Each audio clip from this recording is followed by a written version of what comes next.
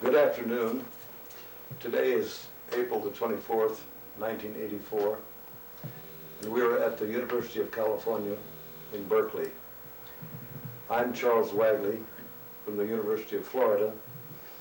The Wenner-Gren Foundation and the Department of Anthropology at the University of Florida are producing a series of videotapes on the history of anthropology for the use of students and researchers in the field.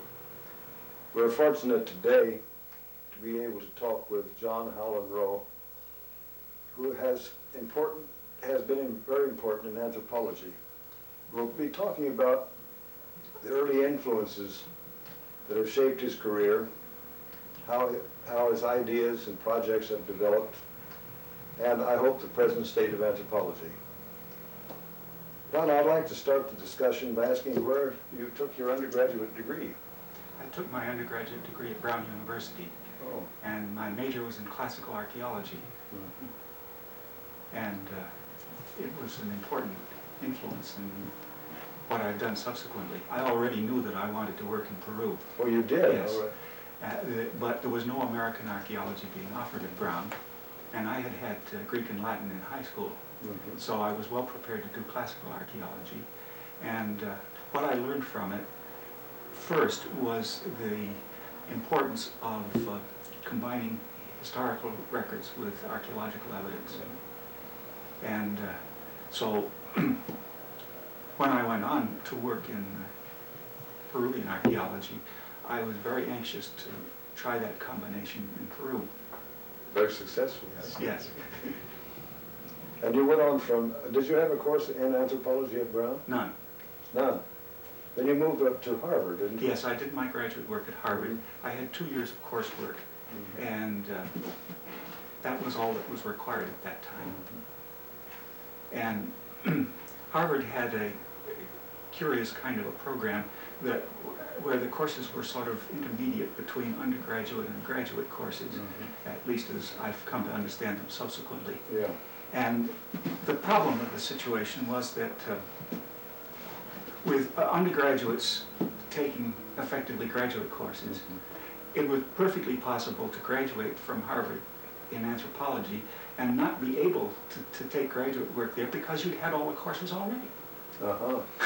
So I knew a couple of people who had that happen to them. Who was teaching at Harvard?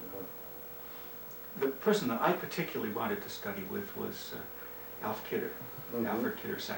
Yeah. And at that time, the senior men in the department were Alfred Tazer and Ernest Houghton. Houghton was a very poor lecturer. He was. And they said he looked like a chimpanzee. Well, he looked like a gorilla. He looked like a gorilla. And he walked like one.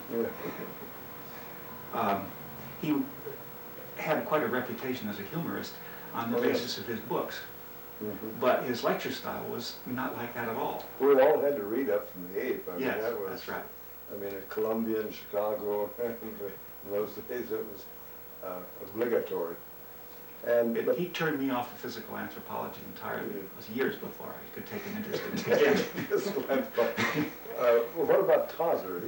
Tazer was a very good scholar. I didn't do enough work with him to get any particular inspiration out of him. I don't know whether I would have gotten more if I'd worked with him more. He encouraged me. He did. Well, the sort of work that you were interested in was somewhat similar to his Yes. work. And I think he was the one who was responsible for getting Alfred Kidder appointed to the faculty. I think he wanted very badly to have somebody giving coursework on Peruvian archaeology.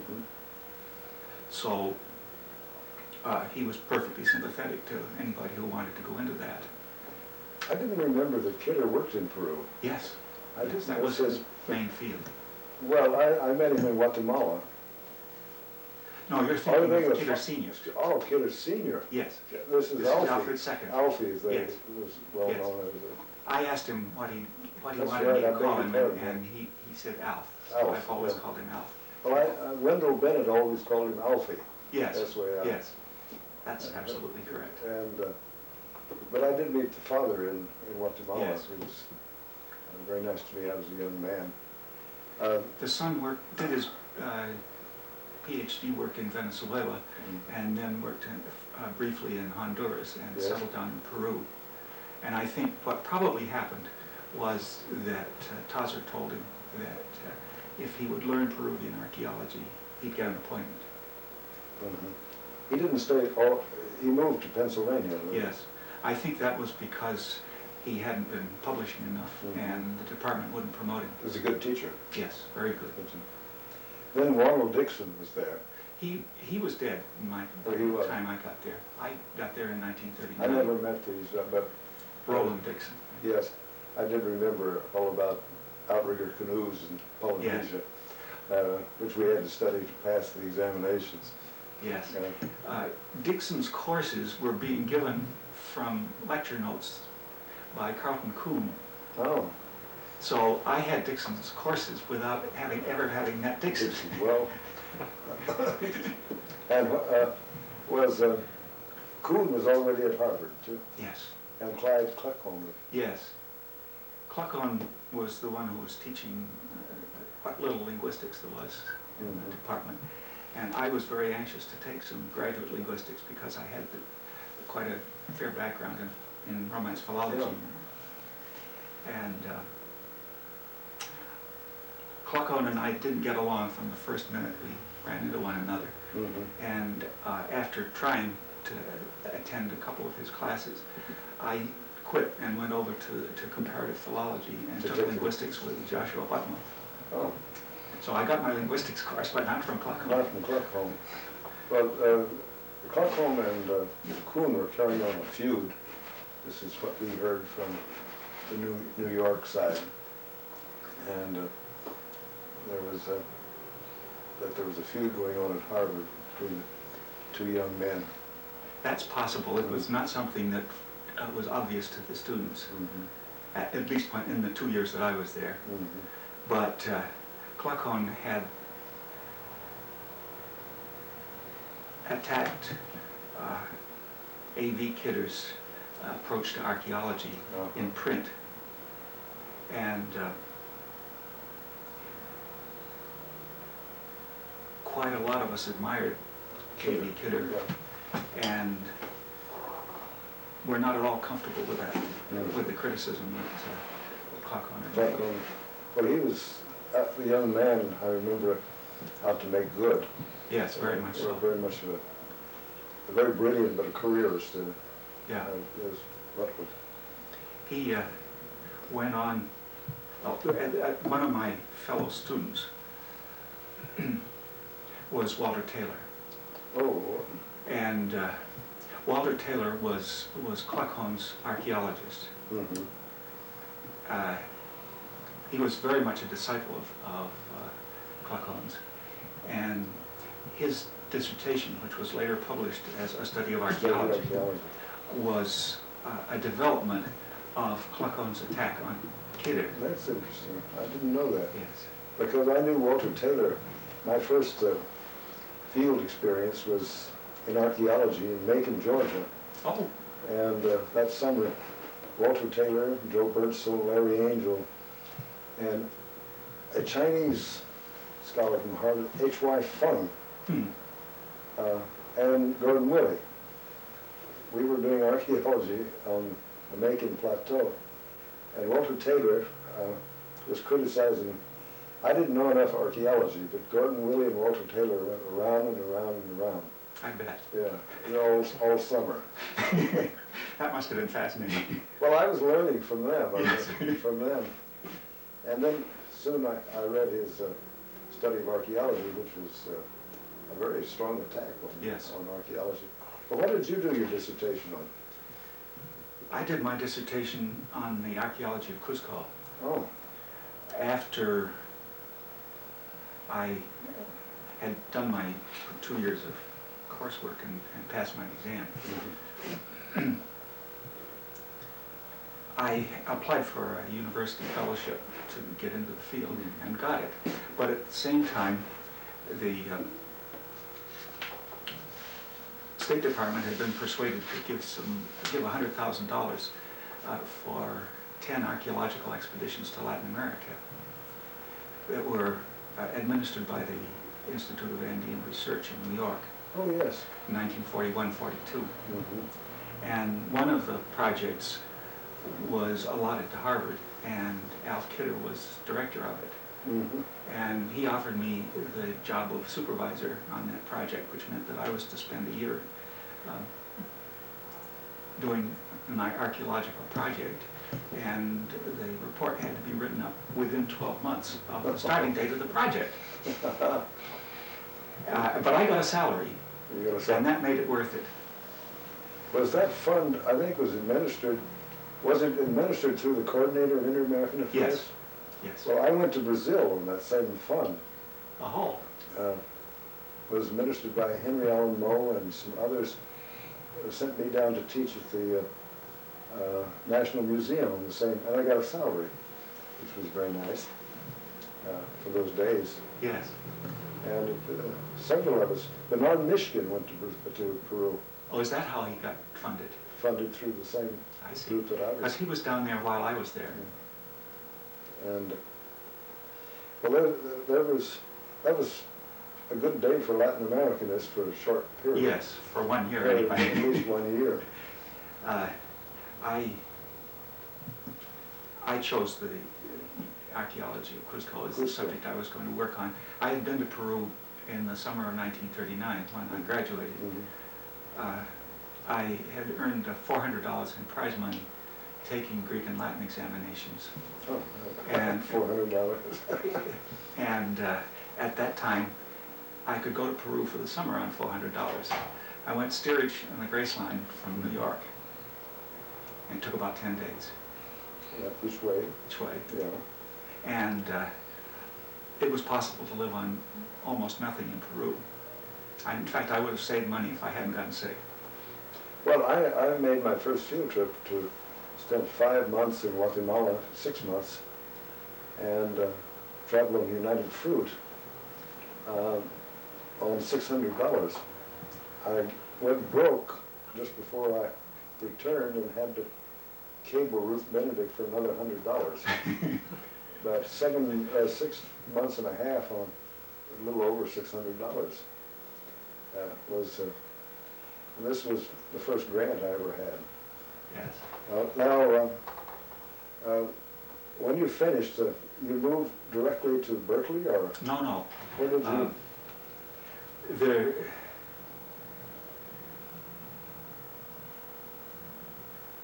Axel Wintergren had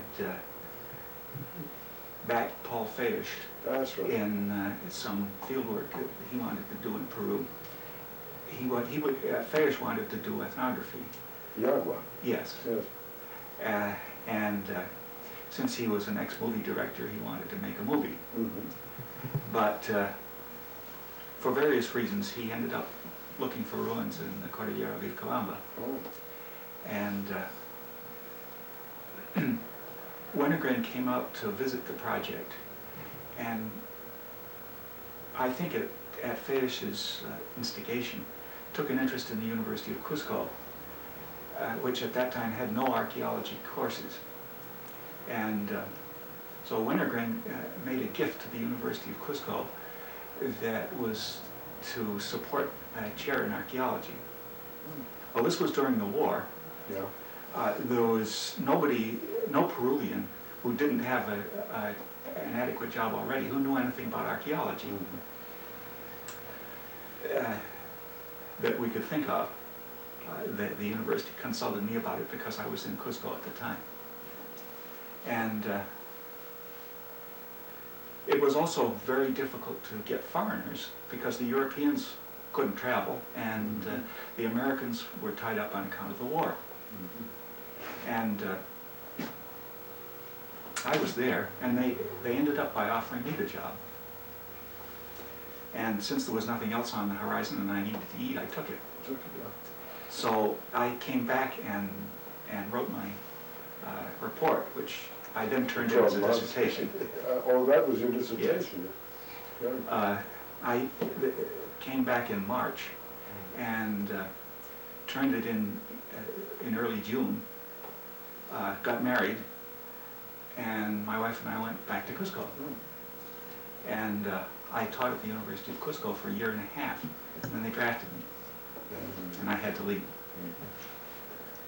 So I got drafted from Peru and was inducted in New Haven and served as a sergeant of combat engineers in Europe in the Ardennes campaign and the invasion of Germany. And then when the war in Europe was over, we were doing cleanup work, and I found out about a program that the Army had for training within civilian agencies. So I put in an application to go to the University of Paris, and won it. They were only giving out a relatively small number of these things. But my unit was stationed in Belgium, a small town in Belgium. And the word came through that I'd been given this chance. Sure. And the dates were such that there was something like a 48-hour limit on it. If I couldn't get to Paris immediately, I'd lose it. And the officers knew about it because the order had come down from above. And the captain called me over and said, this is something you shouldn't miss. You didn't want to miss it. I didn't want to miss it. And he ordered his Jeep driver to drive me to Paris, then and there. Decent guy. Yeah, he was a decent guy. Yeah. I had about 10 minutes to pack my stuff up, and we threw it all in the Jeep and took off for Paris. So I was studying at the Sorbonne for 4 months before I had enough credits for them to ship me home. And so I audited the only general anthropology course that I ever had at the end of my graduate career. At Paris? Paris. Who taught that? It was Maurice Linhart, and he was effectively giving the course that Marcel Mauss had given earlier. Yeah. It was an excellent course. Probably better than I would have gotten at Harvard. But it was good. Yes, it was good enough so that I could get quite a lot out of it. And so when they finally shipped me home, I'd had a pretty good time. Yes, well, you'd had a very varied background. I mean, at least during those times, several of us got different backgrounds. I mean, Peru for a year and a half, and postgraduate study at Paris. But the time in the Army was not that exciting. No, there were occasional interludes that weren't bad. Yeah, right. I did a little research on windmills in Normandy, and spent a week at the Bodleian Library at Oxford, looking for old books on South American Indian languages. Found some, much to the surprise of the librarians. Sure. And took some linguistic notes on Armenian, because there was an Armenian in my platoon, and I wanted to practice my linguistics. A few things like that. So you were demobilized on the East Coast? Yes. Where do you come from? I was born in Maine and brought up in Providence, Rhode Island. Oh, you're a real New Englander. Right. And living in California? Yes. Well, you became a transplant. And so anyway, after I was demobilized, I finished up my degree, because when I left for South America earlier in the war, my committee hadn't made up its mind that it would accept that introduction to the archaeology of Cusco as a dissertation. I should put in something that I missed. When I was drafted and had to come back from Peru, they summoned me for a physical examination, and my eyesight was so bad that they told me to go away and wait until they called me. And they said it might be any length of time, and that I'd have to come whenever they called me. So you just sit around and wait. Yes, and of course I had no job. Sure. The only thing that I did have was that Julian Stewart had asked me to write the article on the Incas for the Handbook of South American Indians. Sure. And it was a job that he had originally offered to Philip Means, and Means had decided not to do it. Thank heavens. Yes. And I think Means probably suggested me because I had been corresponding with him and in fact had gotten to know him. And although we didn't agree, Sure. he respected my opinions and so forth. Anyway, that was the one thing that I had that might bring in some money, because the contract was $400. I think it was very little Yes. than Julian was paying. Yes, but it was in fact 4 months before they summoned me back to the army. And my wife typed the last page of the manuscript the night before I went. And when you came back then from Paris and was demobilized, universities were reorganizing themselves. Yes. They didn't. That was They didn't know where they were going really. But we had there was lots of students because of the GI Bill. Yes. That was 46, and as nearly as I could find out, there was one job in anthropology available in the United States. That was at Syracuse, and I didn't get it. Yeah. So I made some inquiries about the possibility of getting my job in Cusco back. Went to talk to Fayush about it, and he claimed not to be interested. So Julian Stewart offered me a job working for the Institute of Social Anthropology. Institute of Social Anthropology. If I would go to Columbia. Oh, to go to Columbia? Yes, because he had recently hired Alan Holmberg to go to Peru. And what? No, Chopik was Alan Holmberg. Yes, that's right. Yes. Chopik had worked for the Institute earlier. Earlier, yes.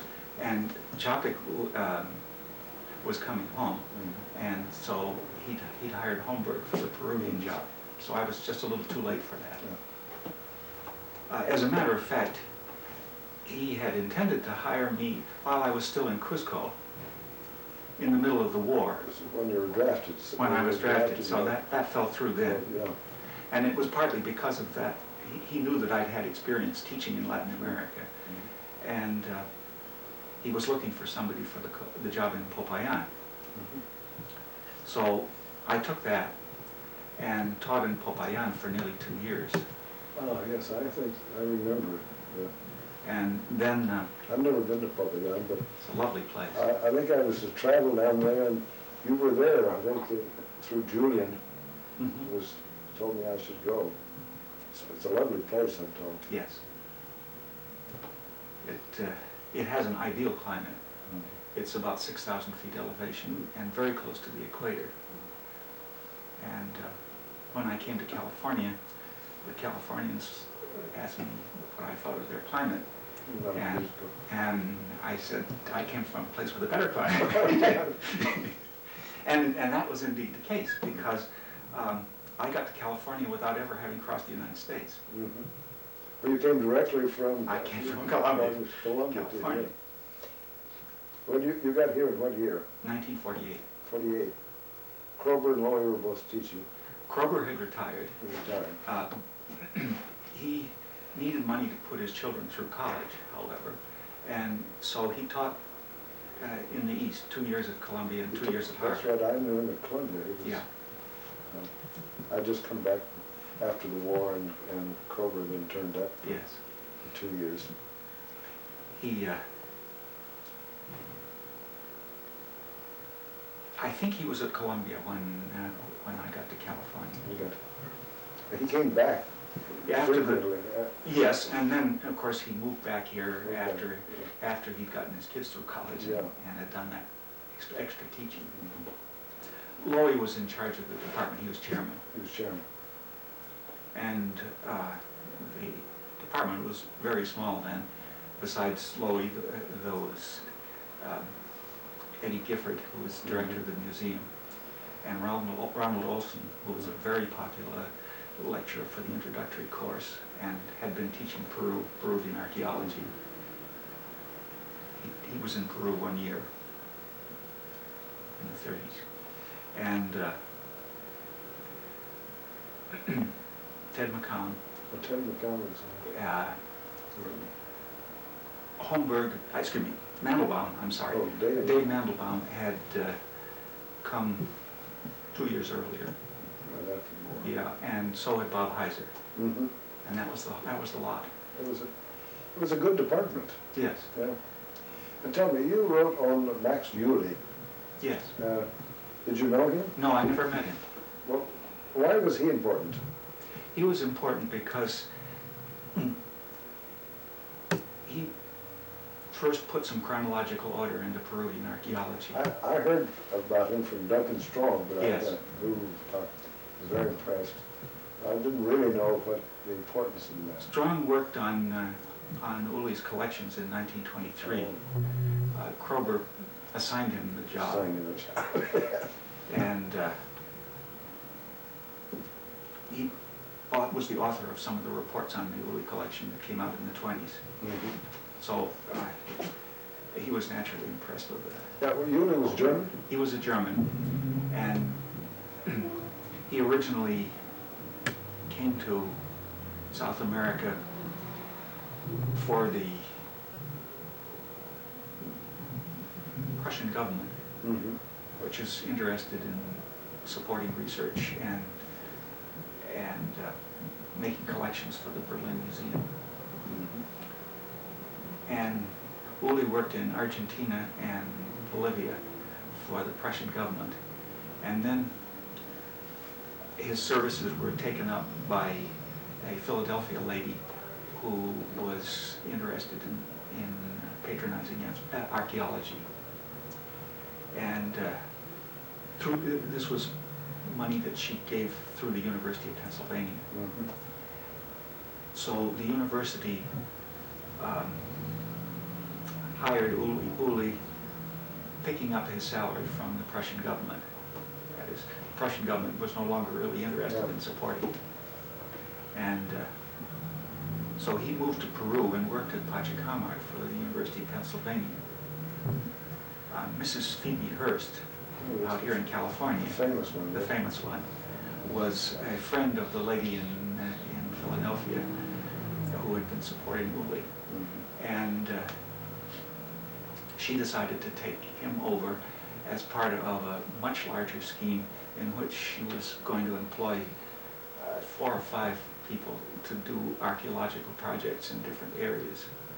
She hired George Reisner to dig in Egypt, Mm-hmm. and a man named Emerson to collect classical antiquities in the Mediterranean. And she financed an archaeological project here in California.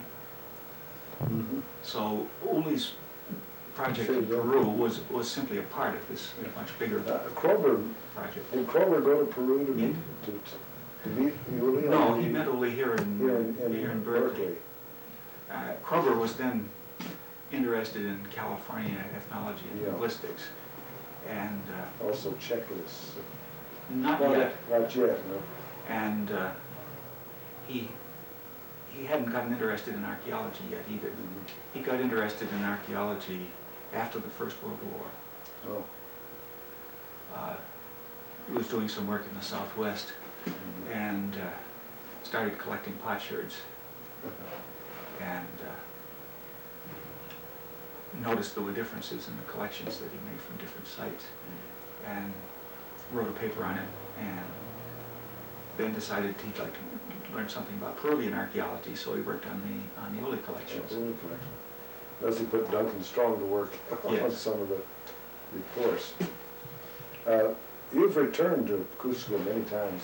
Yes. So, and I noticed that you've been honored by the University of Cusco and by the Peruvian government for your work Yes. on Cusco. So it must have been a good dissertation.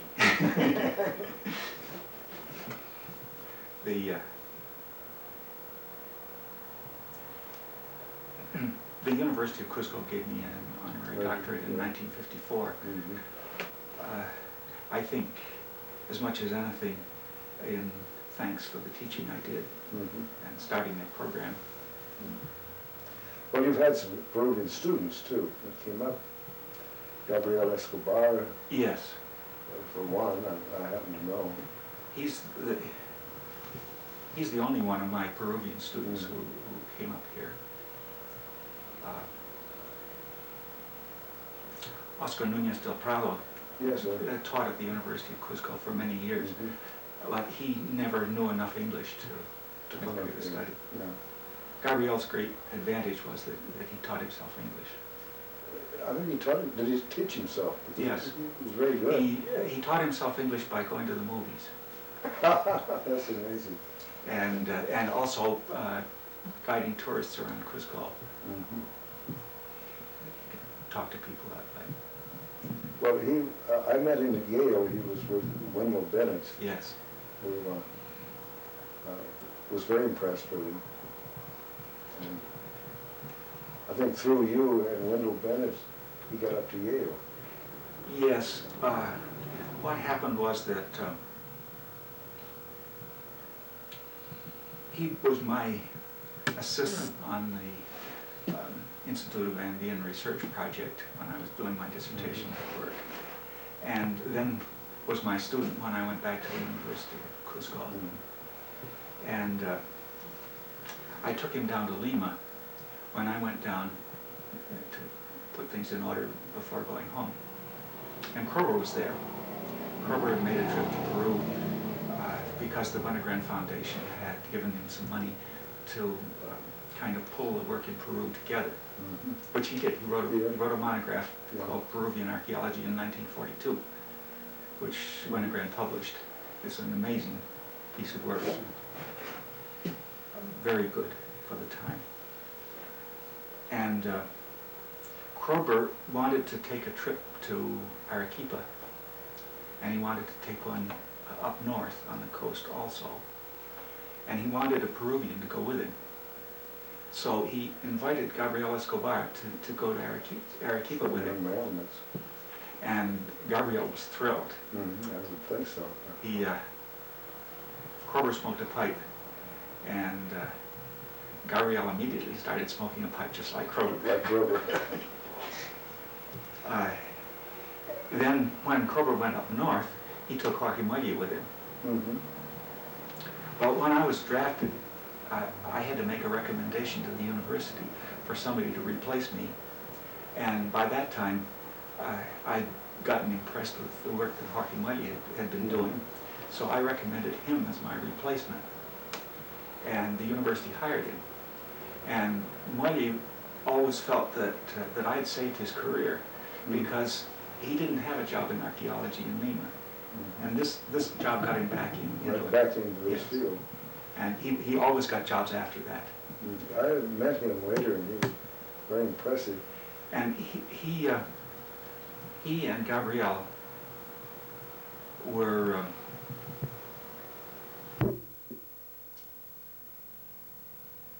well,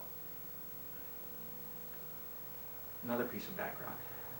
Harry Chapik had been working in Puno, Chiquito. Chiquito, near Puno. Near Puno. And he didn't want to come back to the United States while the war was on because he had never registered for the draft. I didn't know that. And he wasn't particularly anxious to serve. So when I was drafted and was out of the picture for the Institute of Social Anthropology job, Julian Stewart offered that to Harry, but on condition that Harry would make his headquarters in Lima for it, to work with Jorge Maile, and a program that was negotiated with Valcarcel. Yeah. And Maile and Chapik invited Gabriel Escobar to join them.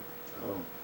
So the three of them worked in central Peru at Sicaya in the Central Sierra.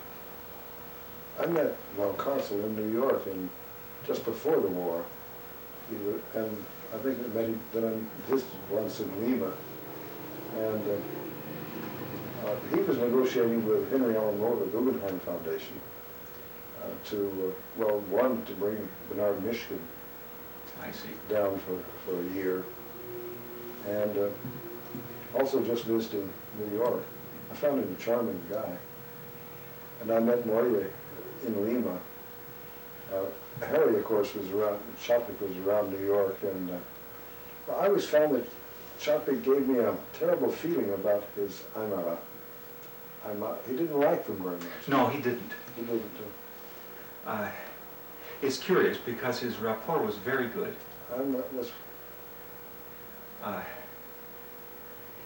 I think he always felt uncomfortable dealing with people who were as oppressed as the Aymara were. Yeah. And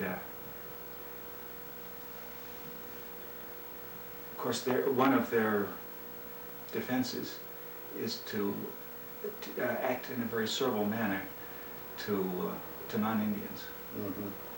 And all this grated very much. I spent a lot of time with Harry Chapik and heard about them, and then Weston LaBarre just said in his book that he didn't like them. And now I moved down to Florida, and we have a course in Aymara. Yes. And we bring up informants, and they're charming people. Yes. Very different from what I expected. Maybe we get the good ones, who are more accustomed to dealing with the gringos. That's possible.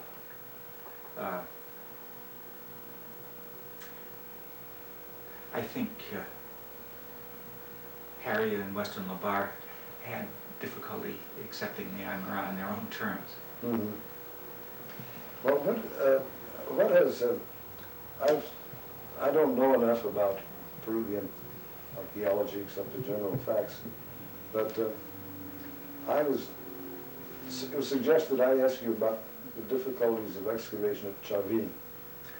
Well, I don't know anything about that because I never excavated it. Well, I did. I excavated You one had pit at something to Chavin. do. You had something to I do with went to Chavin twice, Yeah. yes, and I've written some things about it. Yeah.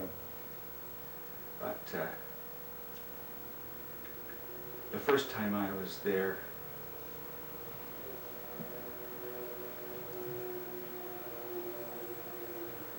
let's see. Was there a problem about whether it should be excavated and how, or? Well, there's always a problem about any big architectural site, and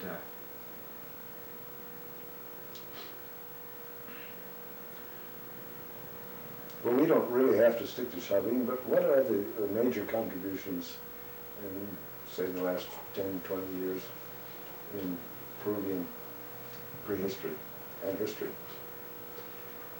Of course, the history is one, I think. yes. Because as a social and cultural anthropologist, I like the history. Yes. But what are the main developments? What I've been concerned with, mainly I think, was to develop a reasonable chronology so that we could talk about changes in culture. And when I started, Krober and Strong and the older people who were working in the field we're effectively talking in terms of time units of maybe 500 years or 400 years or something like that. Well, one of the peculiarities of archaeology is that you only see change in the size units that you're working in. You don't see change within the unit, but only between units. Yeah. Consequently, if you only see change in units of 400 or 500 years, you can't see what's going on. The flow. Yes. You have a kind of a jerky series of mega changes that are phony. That's not what happened. And so I thought that the thing that was most important to do was to devise a system for improving the chronological resolution. And the most precise archaeological chronology that had then been worked out was the one for classical Greece on the basis of pottery. Sure. And I had learned how to do pottery classical style as an undergraduate. Sure. And they tried to beat it out of me in graduate school. Joe Brew tried to teach me how to do pottery Southwestern style, which is a rotten way to do it. And I got sucked in for a while. But when I began to worry about refining the chronology, I realized that we'd have to go back to doing it the way that it worked, do it classical style. Sure. So I put in a lot of time trying to develop a pottery chronology that we could divide into fine units.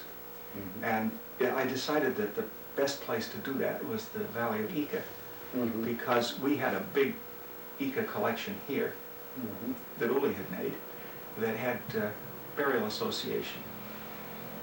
And so if I was working on Ica, I could work on the Uli collection in the winter and go down to Peru and work in the field in the summer. And for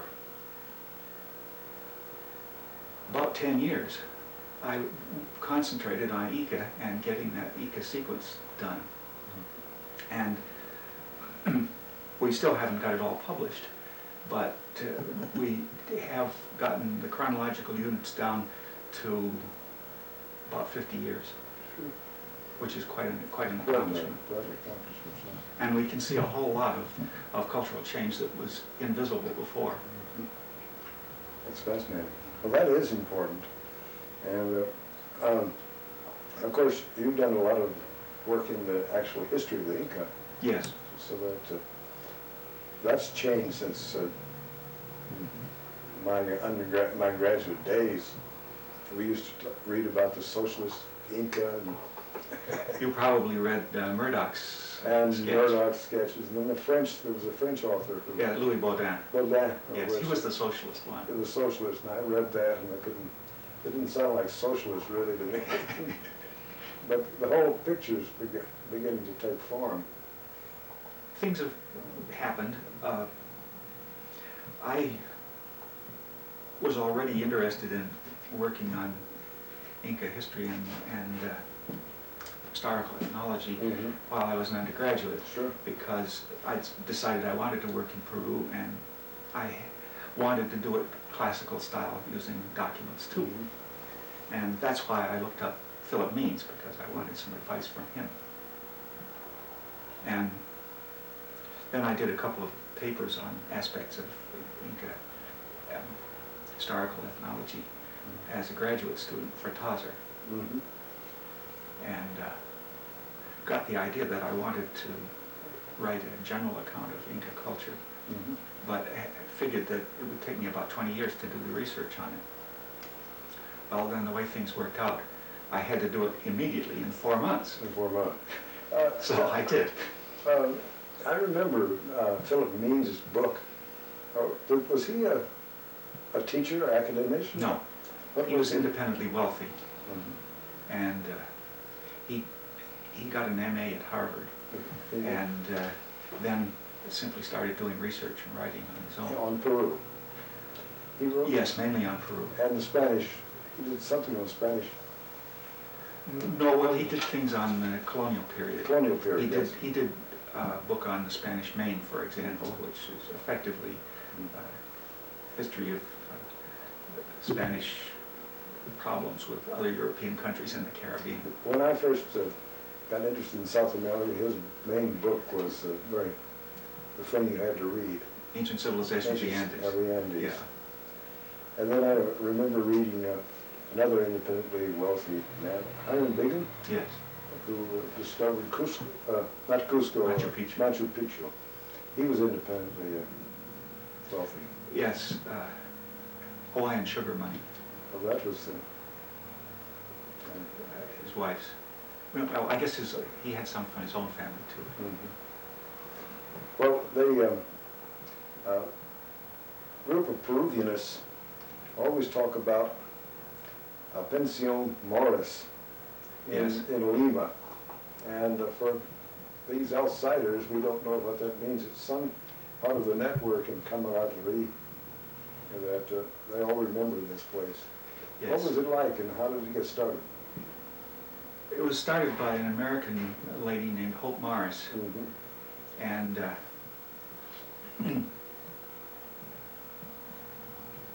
while she was still running it, Alfred Kidder stayed there with his wife. And I heard about it from them. It had changed hands and was being run by Marge Bryson by the time I stayed there. But Marge Bryson was a colorful lady who was very good at running that kind of a place. It functioned in a big old house in Brainia. And this house had belonged to Max Uli when he was director of the National Museum. I don't think he built it, but he probably bought it fairly new. But it was a big old turn-of-the-century house and had a bathtub that was about 2 feet longer than any modern bathtub, and various other entertaining features.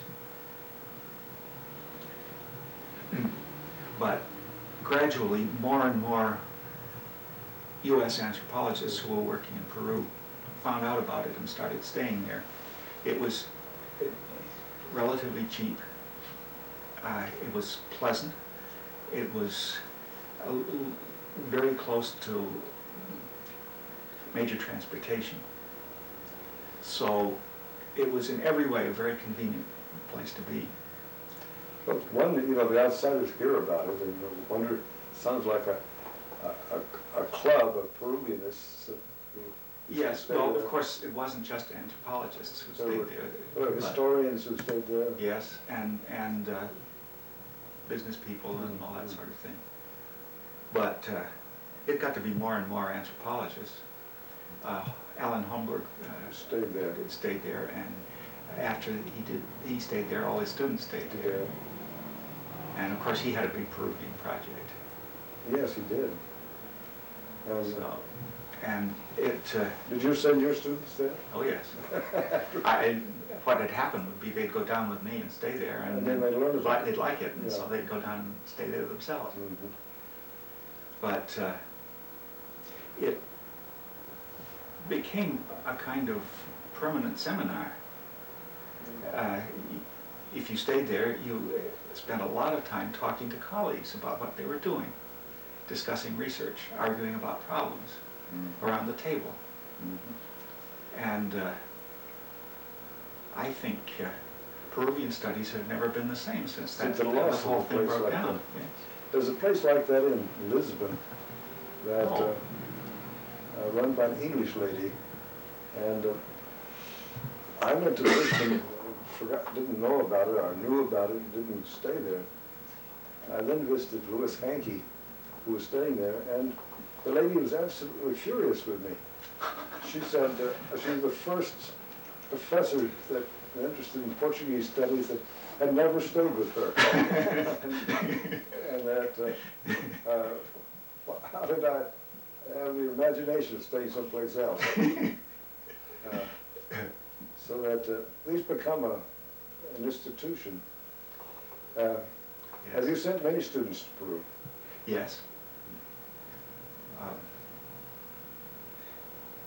Starting with Dorothy Menzel Oh, and Edward Lanning Red Lanning was Yes. a student. and Tom Patterson, Mm-hmm. Donald Peru, who's now at the University of Massachusetts. Yes. There are a lot more. The best way to make a list, I find, is to sit down and write them down, and now, little by little, they all come back. That's right. And then they come back when they ask for letters of recommendation. And Yes, it that's- happens a lot. Happens a lot, yes, to older people in anthropology. Well, what do you think about the development of anthropology as a field? Well, Are you happy with it, or? it's in some ways and in some ways not. Yeah. I guess everybody feels that way. When I first came into anthropology in 1939, the business of studying the distribution of traits and trying to use it to reconstruct the past was a very active pursuit of anthropologists. And I had a course that introduced me to that sort of thing with Leslie Spear, who was a visitor at Harvard. Oh, It was a good course. Leslie was a very sharp man. yeah. He was, well, we all had to study Leslie Spear. Yeah. Mr. Spear. And his Sundance monograph was very important to, Yes. and his distribution of the plains. So you had a whole course with him, not Yes. just met him once. And as you will recall, in the early 40s, there was a sharp reaction to that kind of anthropology, with good reason, because it was being pointed out that the reconstructions of the past that were being done on the basis of distributions were not reliable. And I could see that they were not reliable too. And a lot of the anthropologists who were active at that time, the ones who recognized that their paradigm had broken down, were trying to move off in different directions. And so there was an acculturation movement started. Ralph Linton was... Ralph Linton, Herskowitz, and Yes. Redfield. Yes. And Culture and Personality started then too. Again, as a way to get away from the old paradigm. And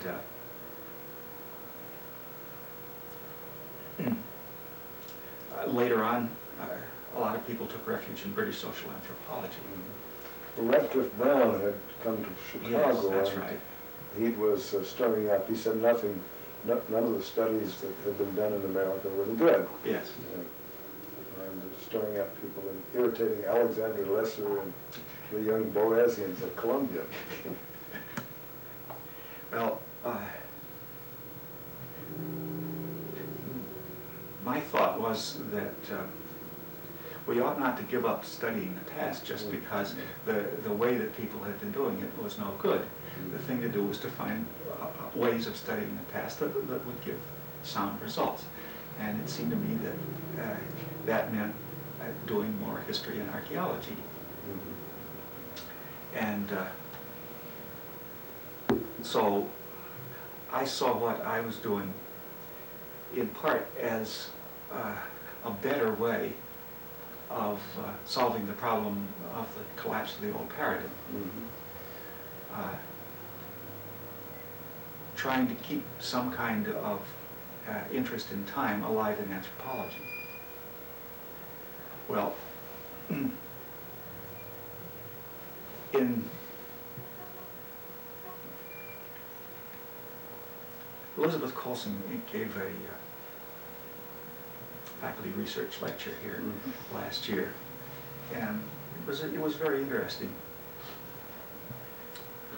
because she explained how she had gone back over a period of many years to the same area in East Africa, and by being there and continually talking to people and watching, she had seen a lot of change occurring, and she had come to recognize the importance of looking at time from her own experience of seeing what happened in the field. And I think that probably that's happened to a number of social anthropologists who have done similar things of going back to the same area repeatedly or at least every few years. I ought to ask George Foster sometime whether he got the same message that Elizabeth Colson did. Well, he's returned time and time again. That's right. Perhaps I'll ask him later. But also there was a reaction, one against age area. Yes. We always had the picture of the volcano in the center overflowing. Yes. And the traits flowing out from the center of the volcano. And at the same time, functionalism via Redcliffe Brown was coming in. Yes. And a group of people like Alexander Lesser and some people from California were reacting against both and talking about history. I don't think they lost the sense of history. And Duncan Strong was important. He was using history and archaeology in his Nebraska studies. I thought he was very refreshing when he first came to Columbia. It made archaeology interesting to me because he talks about from the present to the past. Yes. Done back Yes, that was something he was interested in. Yeah, from the present to the past. It was an interesting time in anthropology, but it was a small club. Yes. A small club, not like the 3,000, 4,000 that we confront in the annual meetings. And the association, you know, was you lived so long and you became president. Yes. Of the association. The functional movement was something that I thought was really damaging anthropology. And a lot of it was based on not looking at linguistics, because the functionalists were insisting that culture was like an organism, because it was a system. It wasn't made up of bits and pieces. And if you look at culture that way, you have a system which has no way of changing. Well, this was a conservative attitude. They didn't realize it. No, it's something that's built into the logic that they're not aware of. Yeah. If it's functioning so well, then it can't change. No, it can only change by external influence. Yeah. Well, the linguists faced this whole business years ago in language, and as they worked on grammar, they realized that languages have a grammar. They have a very tight system. They have a system. Yeah. It has to be fairly rigid, or there's no communication. Yet languages change all the time. And the historical linguists observed that in studying the history of languages, you have to study it in bits and pieces. So what had been happening was that the functionalists were taking only one side of the picture not seeing that you had to study bits and pieces also if you wanted to look at the thing historically. And so what I've been telling students for years is that you don't need to abandon the system part, but we've got to go back to the bits and pieces too. Well, I think that in American anthropology, that Fred Hagen was quite useful. He brought functionalism. On the other hand, he... Could we cut this off a minute? Sure. I've got a Charlie horse. John, we were talking about the development of anthropology and the appearance of functionalism and return. I feel that we're returning to historicity. Thank heavens. Yes.